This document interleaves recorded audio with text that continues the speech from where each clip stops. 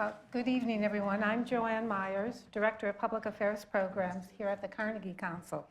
And on behalf of the Carnegie Council, PEN America, and Becky, I want to thank you all for joining us this evening. For those of you who are not familiar with our co-sponsor, PEN America, let me briefly say that it is a membership organization that is composed of novelists, journalists, editors, poets, essayists, playwrights, publishers, translators, agents, and other professionals who care about the freedom to write and the power of the word to transform the world. Founded in the years following World War I, PEN America is the largest of more than 100 centers of PEN International.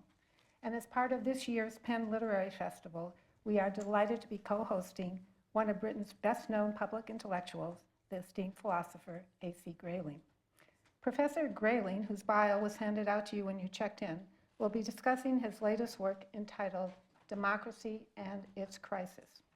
His book will be available for you to purchase at the end of the program today. Is democracy in crisis?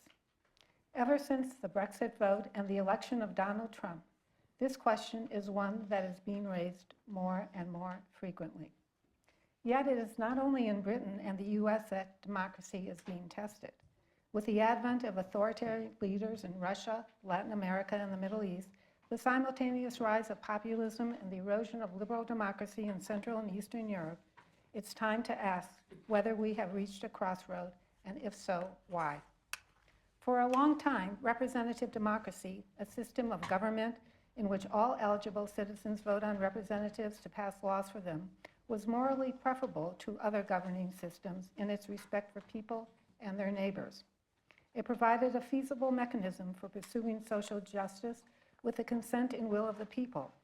But as we move further into the 21st century, it has become evident that representative democracy is facing substantial challenges. In Democracy and Its Crisis, Professor Grayling posits that not only is democracy in crisis, but it has collapsed. As he surveys ancient ideas of democracy and their reformulation, our speaker examines the benefits and contradictions of popular sovereignty and tells us why the institutions of representative democracy seem unable to hold up against forces they were designed to manage, why it matters, and how it can be fixed. The question to consider is whether the negative forces now at work on our political culture will prevent or inspire. Will citizens become more active and be spurred into political action, or will our complacency lead to serious consequences?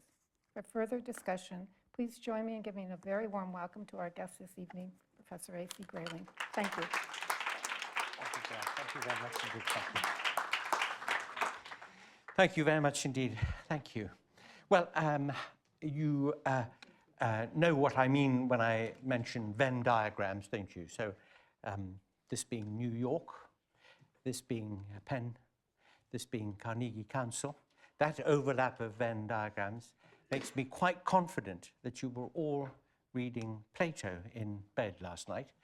So I can remind you of what you encountered when you read Book 8 of the Republic of Plato, Plato's attack on democracy. He gave democracy such a bad name in that account that it took more than 2,000 years before anybody stood up and said that something of a democratic order was a necessity for people who live under the laws that a government passes, giving therefore a necessity that there should be a voice that people might have in choosing that government and in giving consent to the laws under which they live.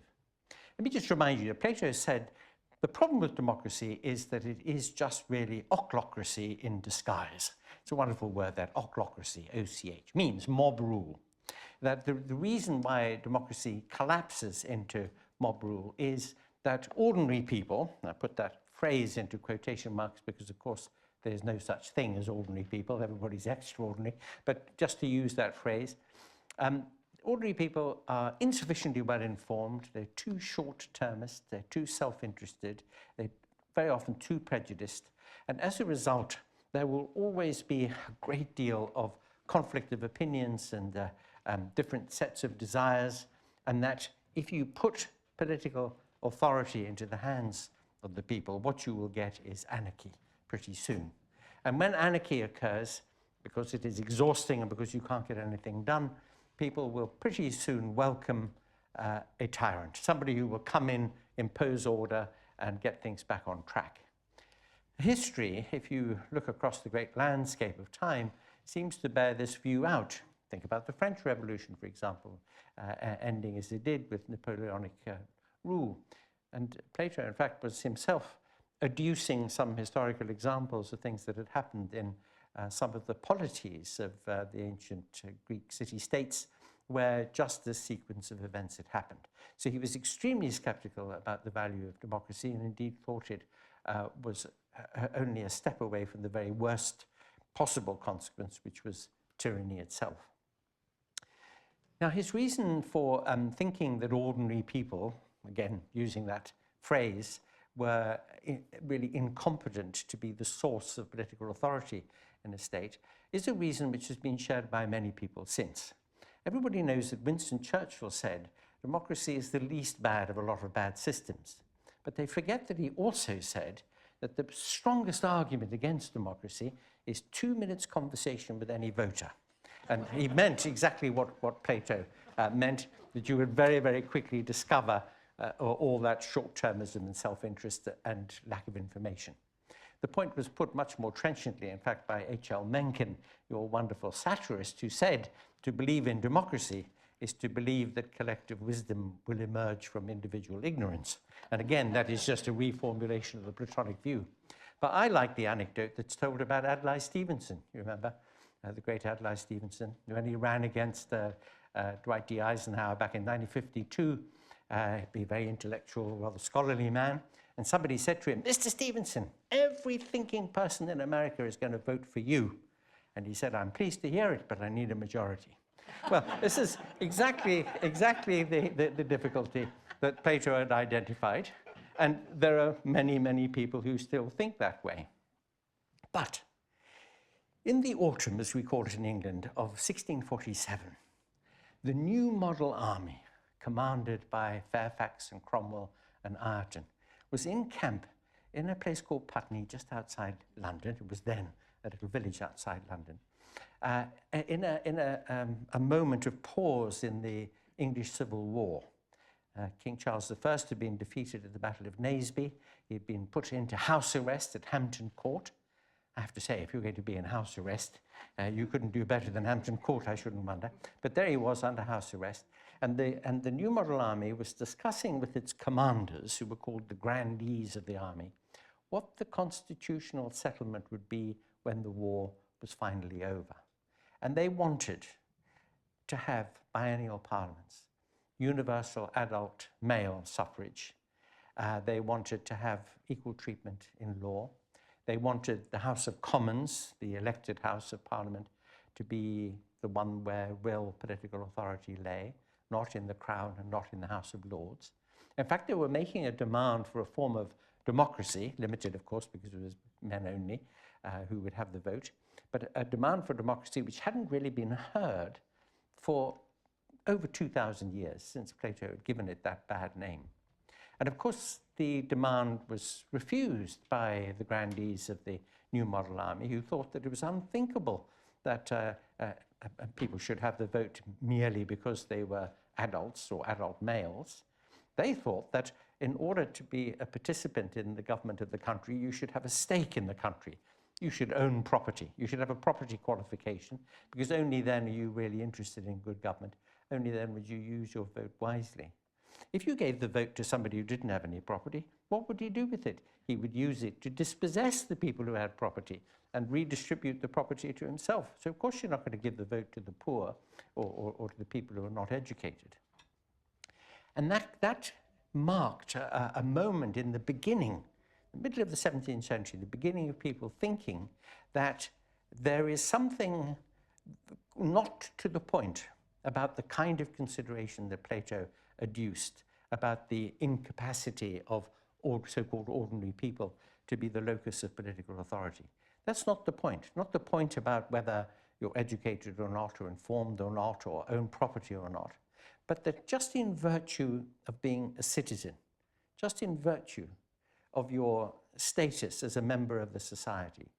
Since you are going to live in that society and be governed by its laws, you should have a voice. And this was the point that was made by one of the contributors to that debate in Putney, a man called Colonel Rainborough, who memorably said, "The poorest he in England has as much of a life to live as the richest he."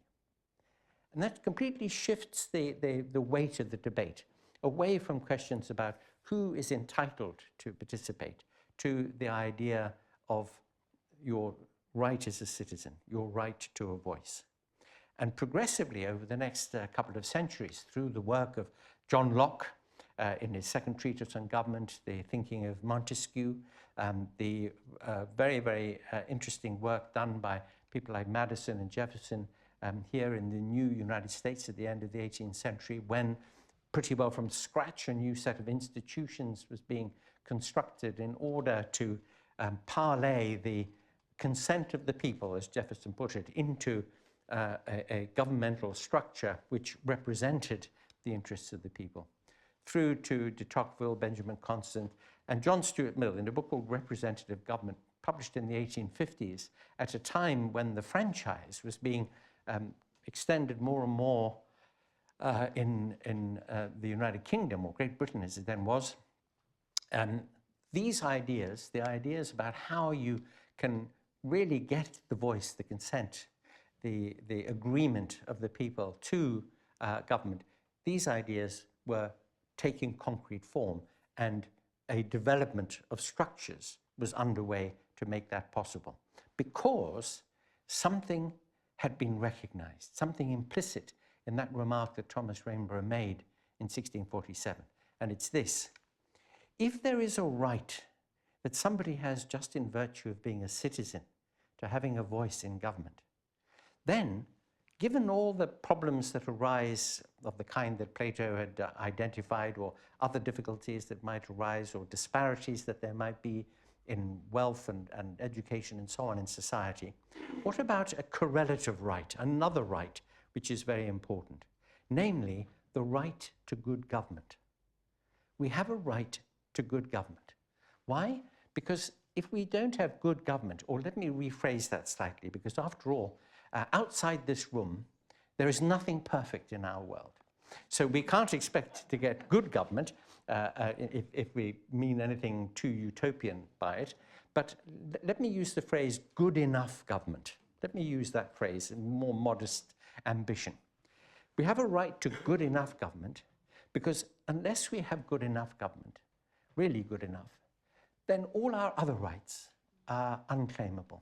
We don't have a right to assembly, to autonomy, to privacy, to freedom of expression, to all the civil liberties and the human rights that condition our experience as adult human beings in a grown-up world. You can't lay claim to those things unless the order in which you live is sufficiently stable and mature. So you have a right to that. So the right to a voice and the right to good government constitute two rights which have to be able to connect with one another. And what people like John Locke and Montesquieu and Madison and others were thinking was, how do you translate the expression of that right, the right to a voice, into the good enough government that people have a right to? And the answer is through a set of institutions and practices. A set of institutions and practices which will ensure that the consent given, the agreement given by the people is respected in what comes out of the governmental process underwritten by the politics, which produces that governmental process through these institutions and these practices. Now, one can go into detail about how step by step these ideas emerged, but the net effect of these ideas was what Joanne mentioned, the idea of representative democracy, where the adjective there is of the first importance, representative democracy.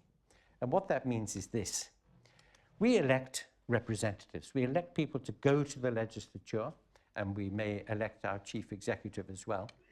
And we send them off to wherever it might be, to Washington or to Whitehall, to do a job of work on our behalf.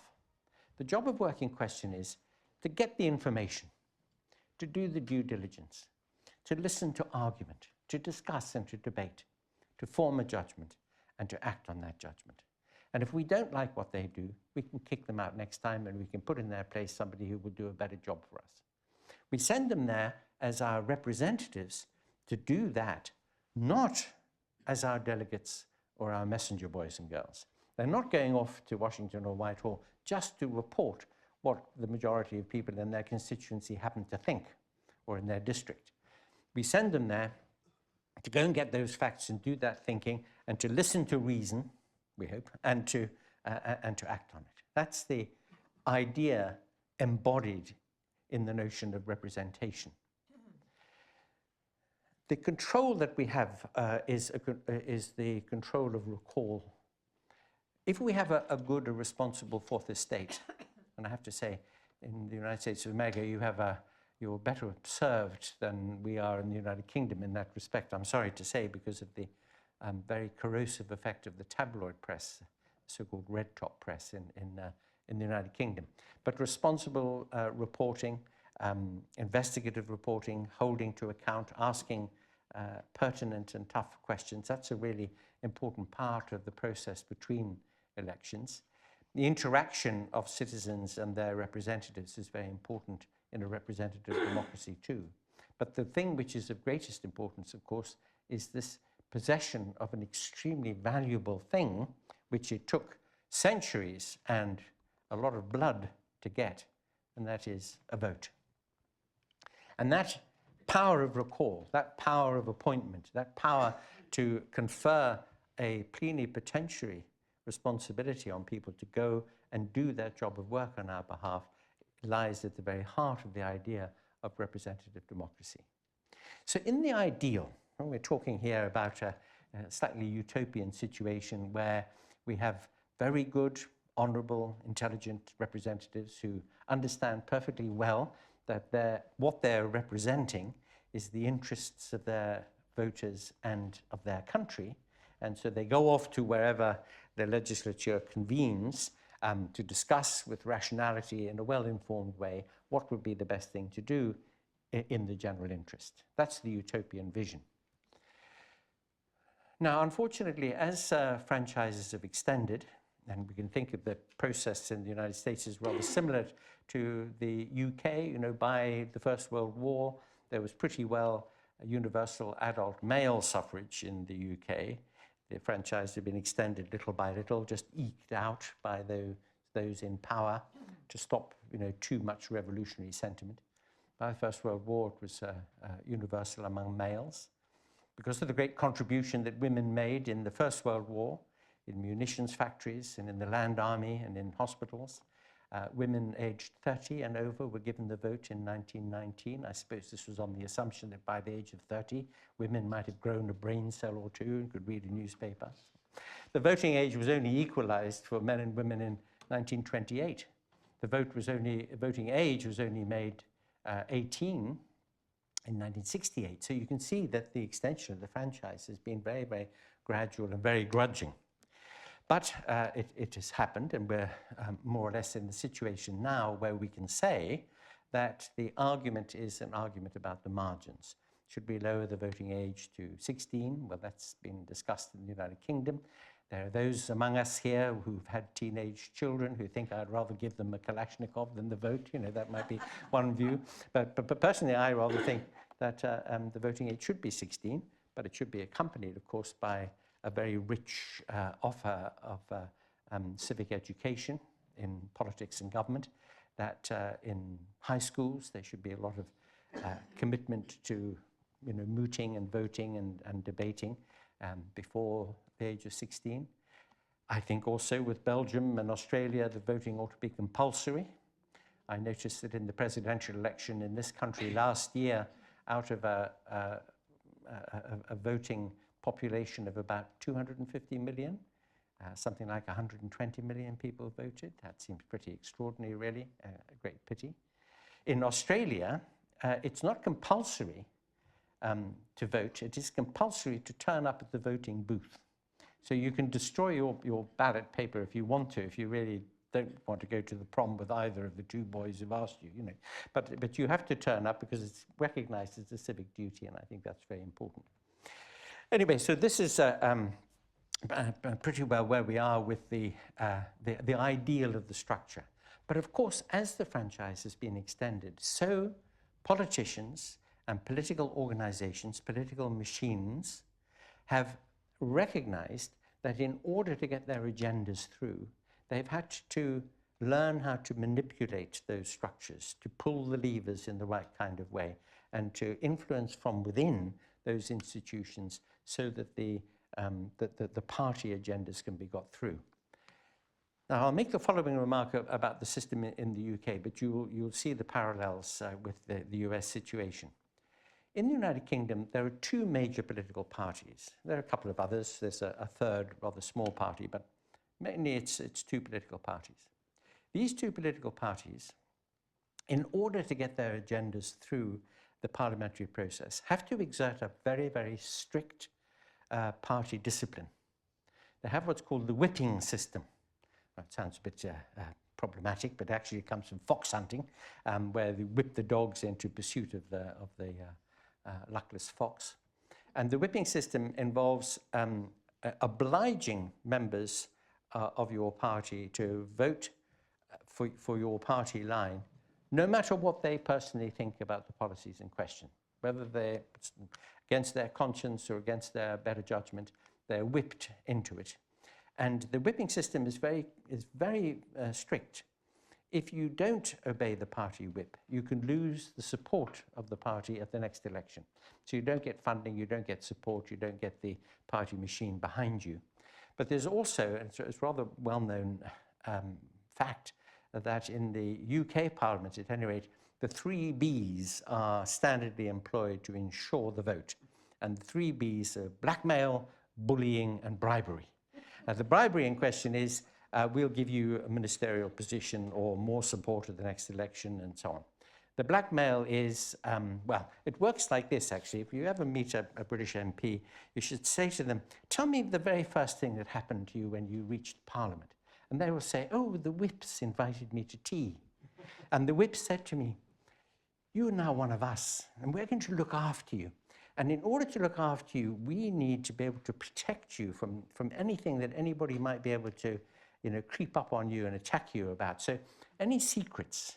Did you ever have your hand in the till, or, you know, what's going on with you and your secretary or anything like that? Just tell us your secrets so we can protect you in case anybody finds these secrets out.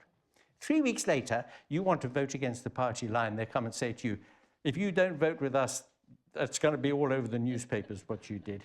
I mean, they gather all the little secrets that they can. This is the blackmail thing.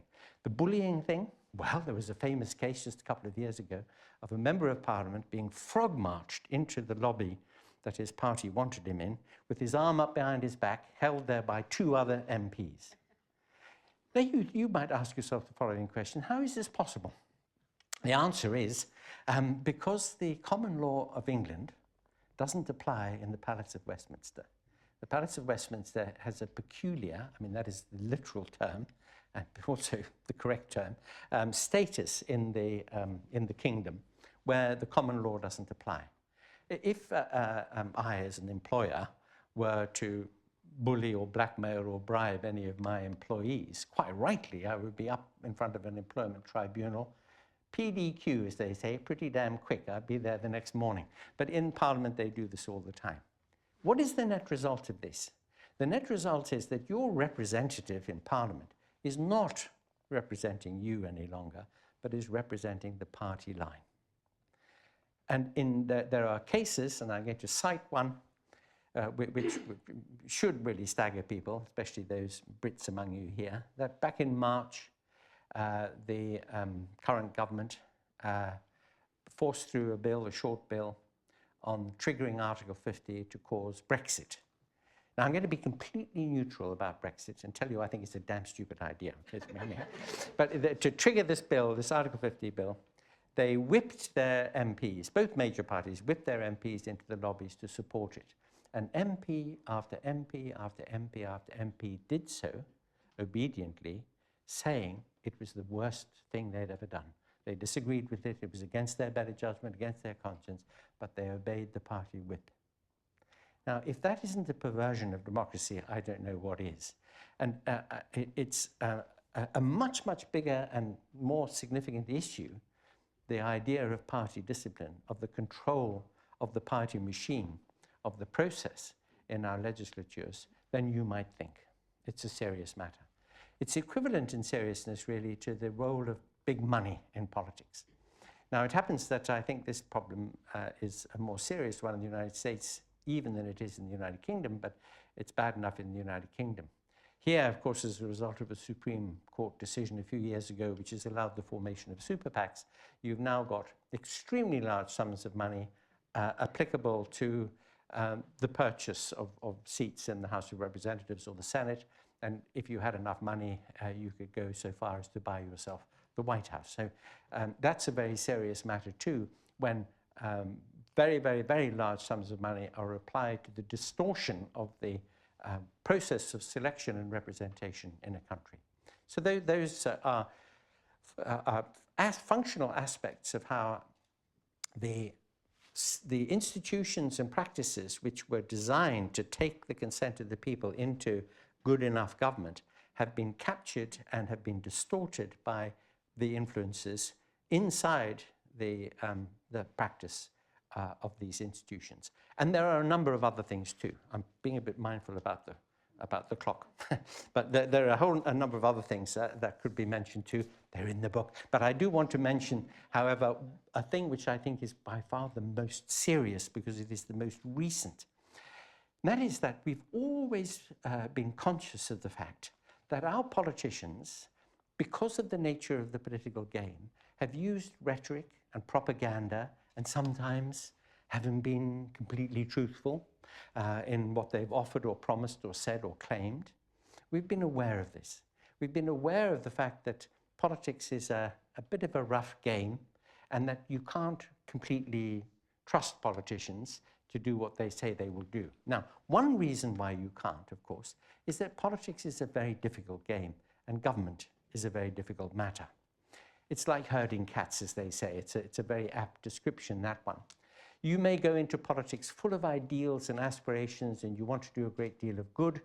And the minute that you arrive there, you find you have to compromise, that you have to accept half measures, that to get anywhere into influence in politics, you have to be pretty firmly attached to the posterior of the person just above you on the greasy pole. So, you know, to get up there and to be able to do anything in politics is quite a hard job. And you find that you will inevitably annoy this group of people and that group of people, and eventually you will annoy everybody. All political careers end in failure unless they end early. You have to take the leaf out of the poet's book. If you want to be a great poet, die early. Same with great politician. Get assassinated early and you will be remembered as a great politician. But if you go on long enough, you will end up as a disaster. Why? Because you will eventually annoy everybody. Politics is a very, very difficult game and government is equally difficult. So you could have, you know, one little grain of sympathy for people to go into politics, although it was their own stupid fault for doing it. But the other, external problem is this. In order to get elected, in order to persuade people to give their consent to you as their representative, you have to sometimes make promises that you don't really think you can keep. You have sometimes to put spin on things or a bit of propaganda or an angle on things that is not exactly telling it like it is. And we're all familiar with that. I mean, it's a very major reason why we're always more than half, you know, skeptical about politics and politicians. Okay, so we know that. Now, if you met a politician standing on a soapbox in Central Park talking about his or her views about tax, you know, levels and the next budget and what's going to happen with refurbishing the armed forces and so on, you might be interested, but you might be a bit skeptical and you'll take it with a grain of salt. What, however, if the rhetoric, if the spin, if the propaganda had been weaponized? What if it was being targeted at you in ways that you don't know about? which are concealed, which are not overt.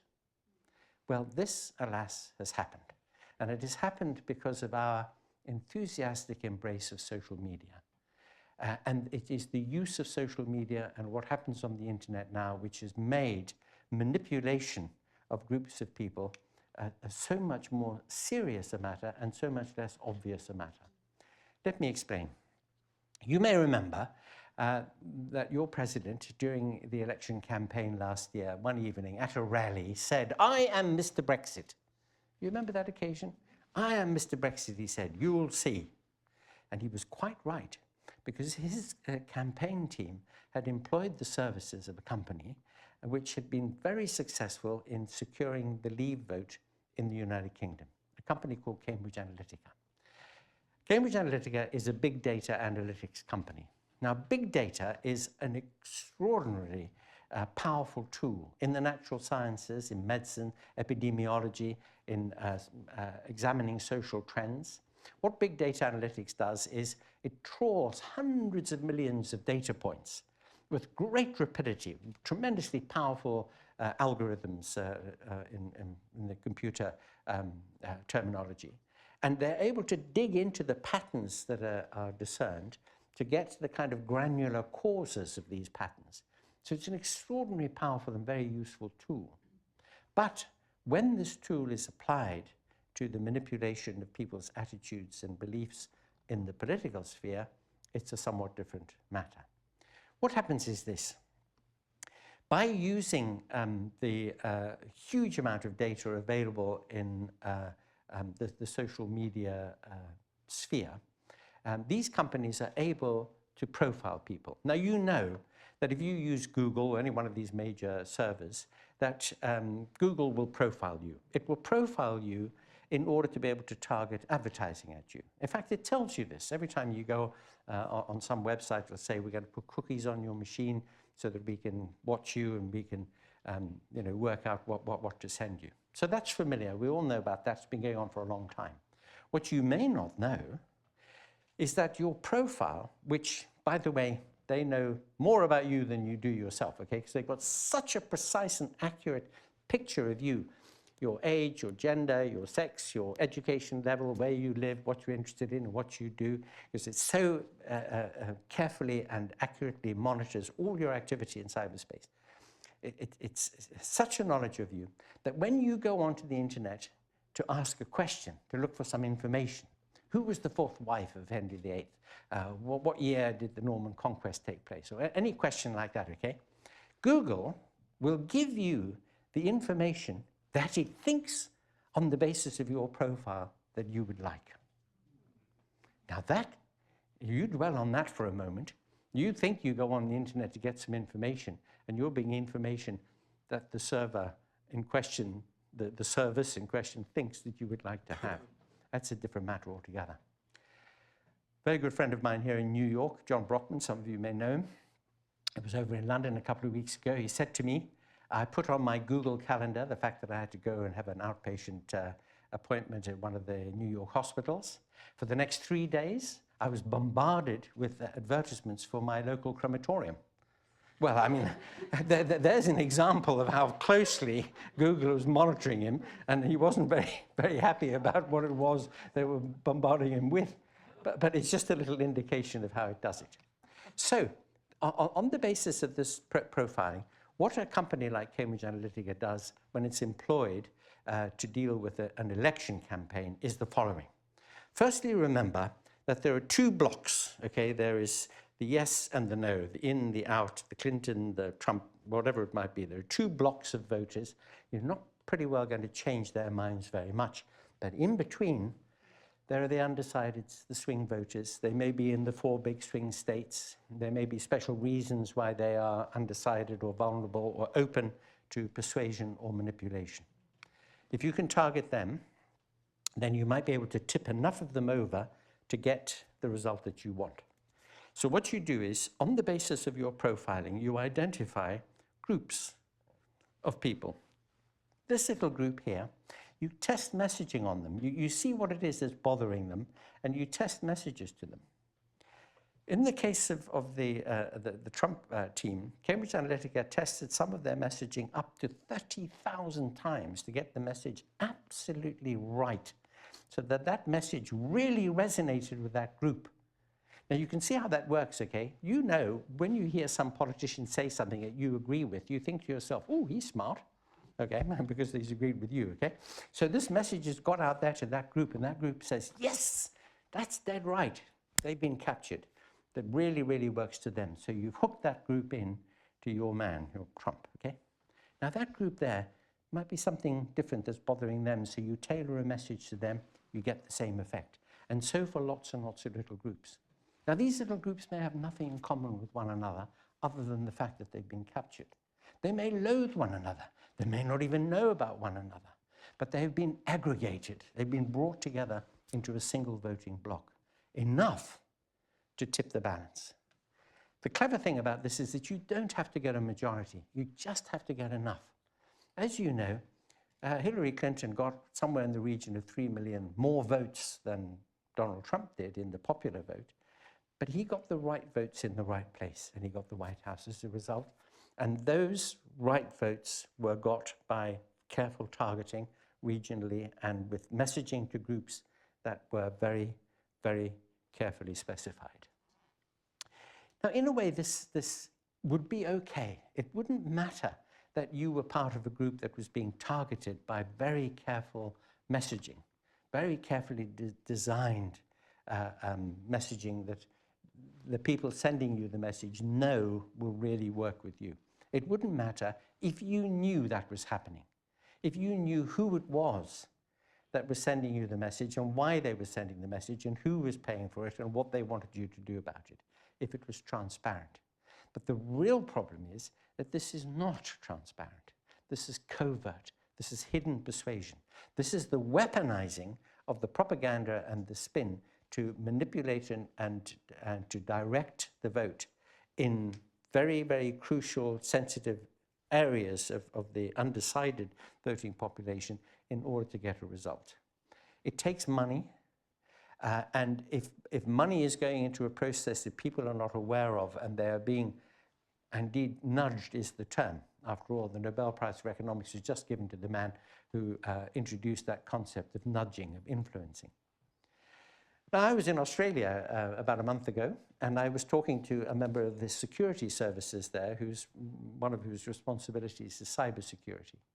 And we were talking about the Russian hacking, because, by the way, it's not only the messaging to selected target groups, it's also the hacking of Facebook and of Twitter and of emails. It's also the use not just of pro-Trump messages, but of anti-Clinton messages. In the case of the EU referendum, it was a lot of pro-Leave and sort of anti-Remain, but also, oh, Remain is sure to win. It's going to win easily. So if it rains, you don't have to go out and vote. That kind of messaging too. There was quite a repertoire, quite a palette of different ways in which different people were influenced by the kind of messaging that was coming out. There were claims, for example, that the bookmakers had said it would be more than an 80% probability of a considerable Remain vote. It is predictable to, a sort of a very, very tiny margin of error what the drop in the turnout in an election will be if it rains on the day of the poll. In London, on the 23rd of June last year, which is the day of the referendum, it rained. And the predictable drop occurred, and that drop in the turnout was enough to lose the vote to leave. And which is a lot of people in London had been told that Remain was going to win easily. So, of course, it didn't matter if they didn't go and vote. So this messaging and the targeting of the messages are very, very, very skillful. If they were overt, as I say, absolutely no problem. If we knew who was paying for them and why, absolutely no problem. These techniques are almost certainly going to be used more and more, which is why the demand for transparency is going to be key in our democratic process. Well, okay, I can bring you home messages from Joanne. So I'm going to shut up in 1 second. I'm going to very, very quickly leap across a whole lot of other considerations and say, I think that our system of representative democracy in the UK and the United States, and they have a lot of similarities to one another, they after all come from a common root, can be saved relatively easily. A very modest and moderate and small c conservative set of things can be done which would make our representative democracies work as they're meant to work. It's a pretty good system in a way. It's a pretty good system because although it would be very desirable for more people to be more actively engaged in politics and for local politics to be more significant feature of people's lives in a way that would feed up into national politics, still it's the case that we've all got our jobs to do, our families to look after, our interests in life, and we don't want to be looking over the shoulders of politicians every minute of every day. We would like to be able to trust the system. We would like to be able to send good, responsible people to do this job of work for us, and we would like to be sure that the institutions would work properly so that we would get good enough government. That, I think, is one of the big arguments in favor of trying to make the system that was so carefully and painfully devised over the last couple of centuries, to make that system work. But in order to do so, it has to be transparent. It has to be transparent.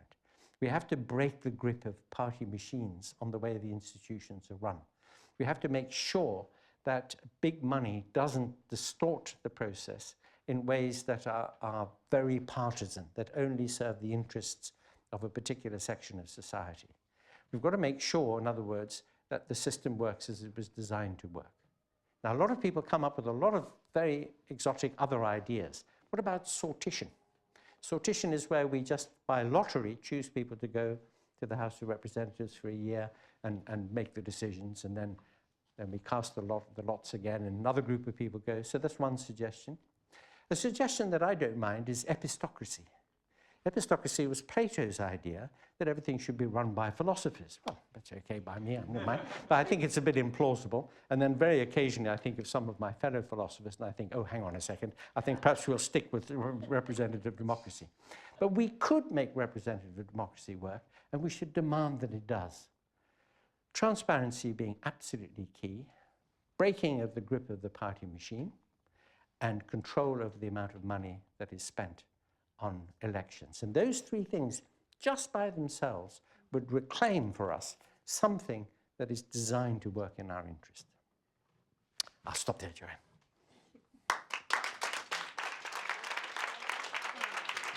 I think you're absolutely right, and you've given us so much to think about, so I'm sure that we have many questions, and I just ask that you go to the microphone and introduce yourself and try to keep your question sort of brief.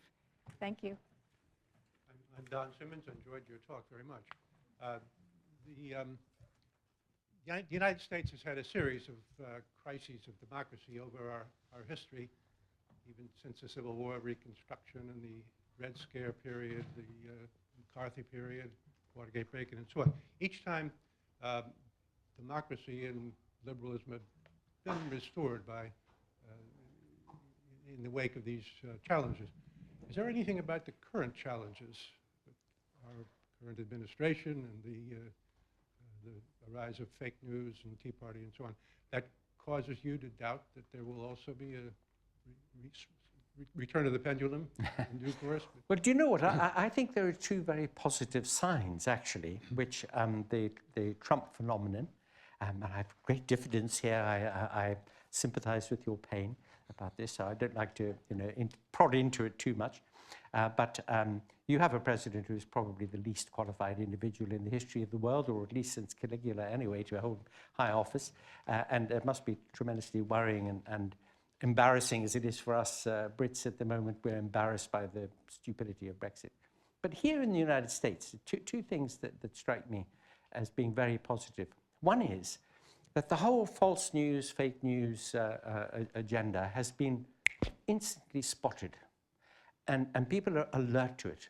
It's not as though we are still in the dark about it. It's not as though we're still being over-manipulated by it. Of course, too many people are, but there is quite a lot of pushback against it. And secondly, your institutions in the United States are looking very robust. Look at your courts. Look how they've knocked down some of the sort of diktats that have come out of the White House on immigration and people traveling here to the US, for example. Look at the way some of the states, like California, for example, have just refused to accept the Washington line or the White House line anywhere on climate change. This is, to me, it's evidence of the robustness of some of the structures that you have in your country, and that's a great optimistic sign, I think. And probably in the end, the pushback will win. Hi.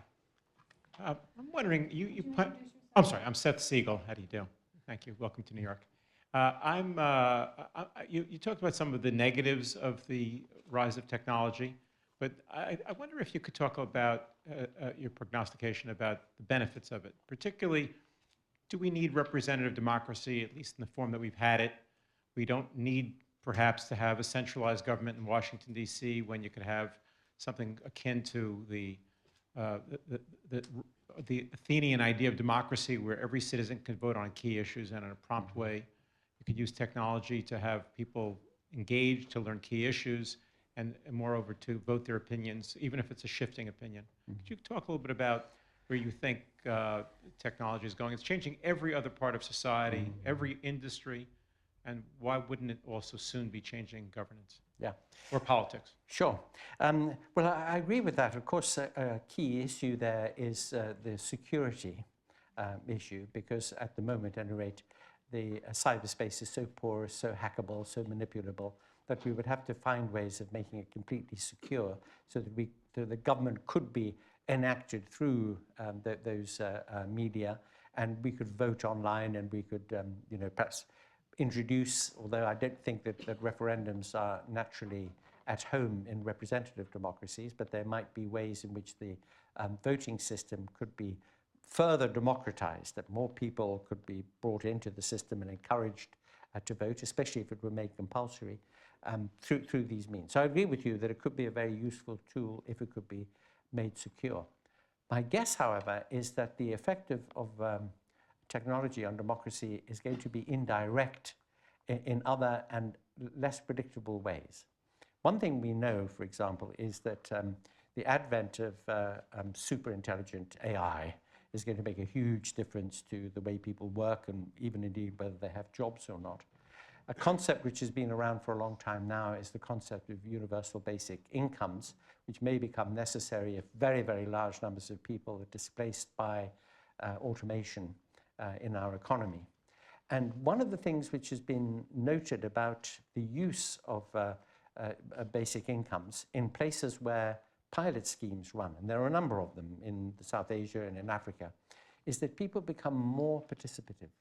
They become more responsible. They take more interest in local and national politics. They step up more. If getting a basic income were annexed to a responsibility to vote or to take part in local political affairs, it could actually draw more people into the process and give them a sense of belonging to the process, which doesn't for many people who now feel marginalized, especially by what's happened in our major economies. So in those indirect ways, technological advance could have surprising sort of byproducts. But in order to make the technological aspect of things directly applicable to the way we run our politics and our government, we would have to make sure that it is genuinely secure. Because what you don't want is your elections being run from Moscow. Hi, Ed Albrecht from Mercy College.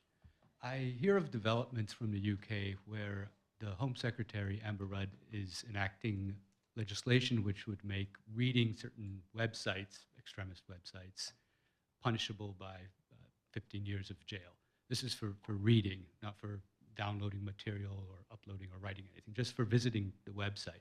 So I wonder, in your opinion, is that something that we should welcome in terms of the effect on democracy, or is it a worrisome development? No, I don't welcome it one little bit. And of course, this is just one little corner in a way, although maybe because it's the internet, it would be a big corner of the whole freedom of expression problem. And it's a kind of no platforming version, isn't it? Electronic version of denying people access to certain kinds of views and arguments and the rest. Now, I'm the master of a college in London, and I say of my college that it is a safe space for free speech. And I won't have anybody, no platforming anybody. I say freedom of expression should be regarded in the following way. Bad free expression should be defeated by better free expression. You don't drive it underground or refuse it or stop people from seeing it or punishing them if they do see it. So that kind of initiative that you've described there seems to me incredibly retrogressive, because all that you do in refusing access to any points of view, no matter how vile those points of view might be, is to drive them into a situation where they fester, they become more problematic in the long run than if they're out there in the open and you can deal with them, you can challenge them. Thank you. My name is Linda Stewart, and about Brexit, obviously I have no dog in that hunt, but I'm very curious as to why it's so often considered to be the kind of populism that's antithetical to democracy. I have a lot of friends in England who voted for Brexit, who are neither ill-educated, ill-informed, or even poor, and their reason for it was that it was democracy. I mean, aside from the 53% who stayed home because it was raining, because it was making government more accountable locally.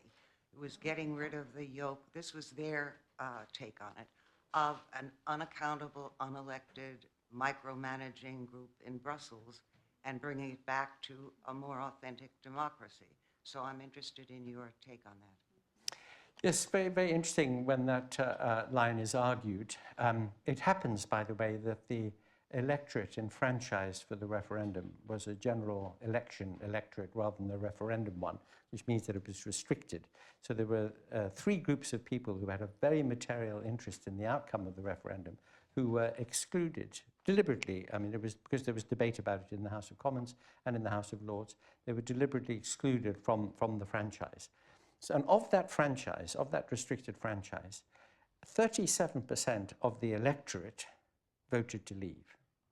It happened that it was 51.9% of the votes cast on the day. Had the electorate been said to be mandating, then there was already information given to members of Parliament before the debates on the referendum bill that there should be a threshold requirement or a supermajority requirement. But when requests were made for that in the House of Commons, the minister who was introducing the bill said it's not necessary because this is consultative only, it's not binding on Parliament or the government. But the government, driven by a group of people who were very keen to see Brexit happen, decided to treat it as mandating and have gone ahead with the process against actually quite a considerable anti-Brexit democratic upsurge in the country. Some of the arguments about sovereignty, taking back control, escaping the rule of Brussels and so on are sheer distortions, mainly the result of the tabloid press, mainly in particular Daily Mail, Daily Express, newspapers like that, because it has never been the case that any of the sovereign member states of the European Union have been under the inescapable control of Brussels.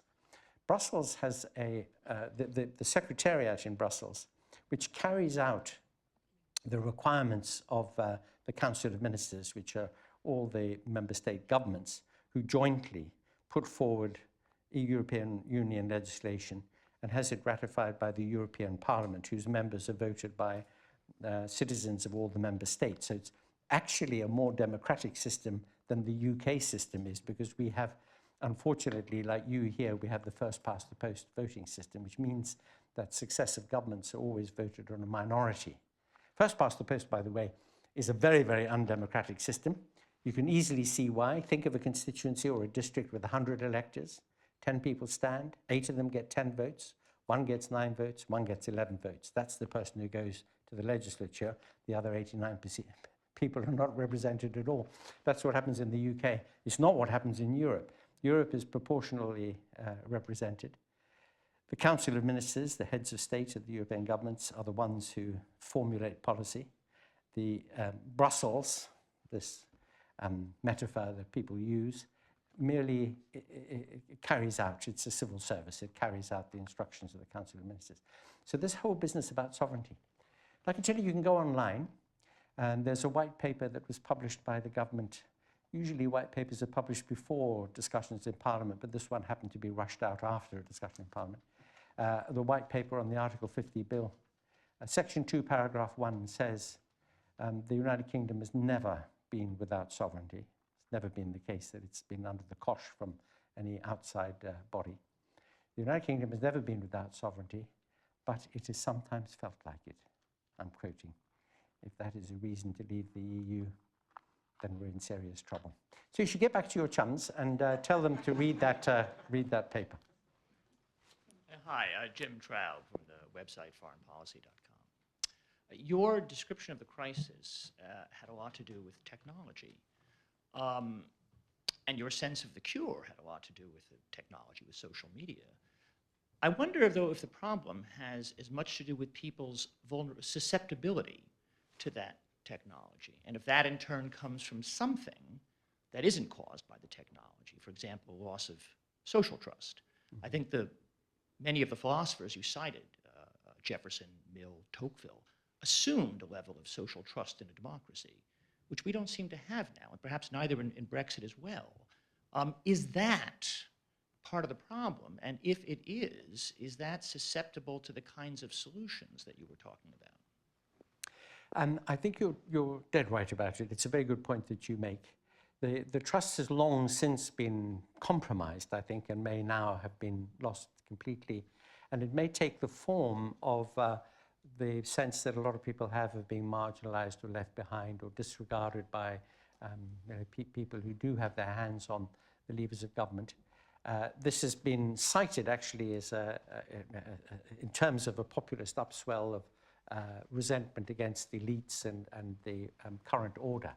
Personally, I don't believe in populism in the form of a grassroots upswelling of sentiment. I mean, I certainly believe that there are always people in economies who, in periods of transition or downturn or sectors of the economy which are suffering, who do feel very marginalized and left out, and good, sensible politics and good, sensible government should address those problems and help those people. And if they don't, then a problem arises, because the thing that is most toxic in a democratic order is inequality.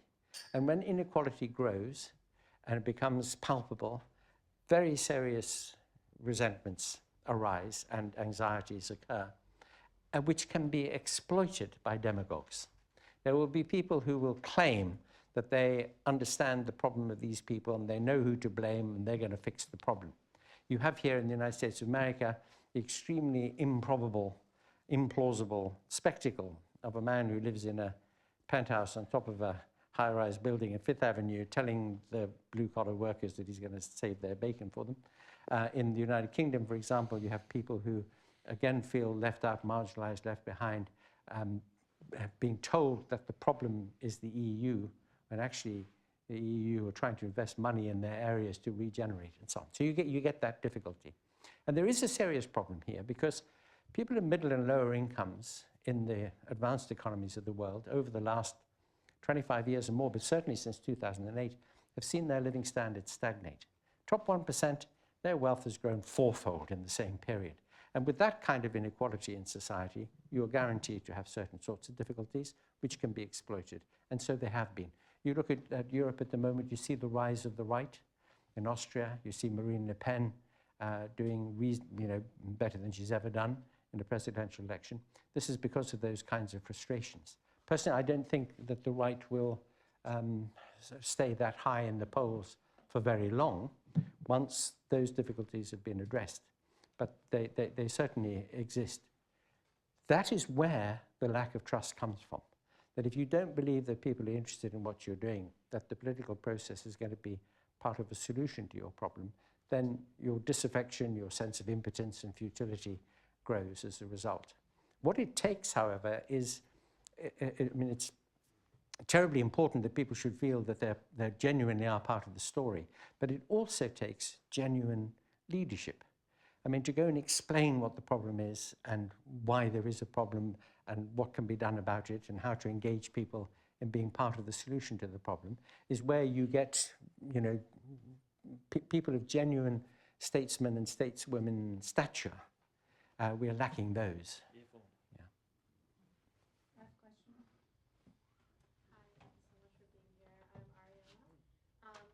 And you mentioned how institutions working the way that they were designed to, and speaking about politicians trying to tip those scales in one direction or another. But it seems to me that that's kind of something that politicians have always done, and it's albeit now more malicious and effective. But to me, it seems like that's something that they've always done. And I guess my question is, does the social contract Leviathan that you're describing still work if people believe that that their representatives are representing their interests? Yeah, now I acknowledged actually it was an important feature of what I was saying, that those tricks of rhetoric and manipulation, propaganda and so on, which have indeed always been part of the process and have been a growing part of the process as franchises have extended. I mean, look, go back to the England of the 18th century. In the 18th century, in the time of Walpole, MPs were very, very independent. They didn't need to be party disciplined. They didn't talk to their electors if they had any. Most of them had rotten boroughs anyway. So there was no need for spin and propaganda. This became a feature of the political process the more you had to persuade voters to back your agenda. Now, however, and we've been conscious of that, we've always been skeptical, we've always discounted for it. But now, I put it by saying it's been weaponized. It's been weaponized because the tremendous power of access to people's thinking and ways of nudging and influencing people through the medium of social media and through cyberspace has turned this into something familiar and something we're a bit uncomfortable about, but we can discount for, into something which is genuinely toxic and has made a big difference. I think 2016, the Brexit phenomenon and the Trump phenomenon have shown that we've reached the tipping point on this, because in both those cases, the swing voters were targeted in ways that were covert, which involved a great deal of money, and which involved the kinds of messaging to them that were specifically designed to manipulate without them knowing that they were being manipulated. Fortunately, as I say, we've spotted it. We're aware of the problem, and now we're trying to push back on it. But that's a big part of the story of what happened last year. I think I would agree with almost everything you said, but I take issue with one thing. I think certain philosophers would make good politicians. So thank you very much for joining us this evening. Thank you.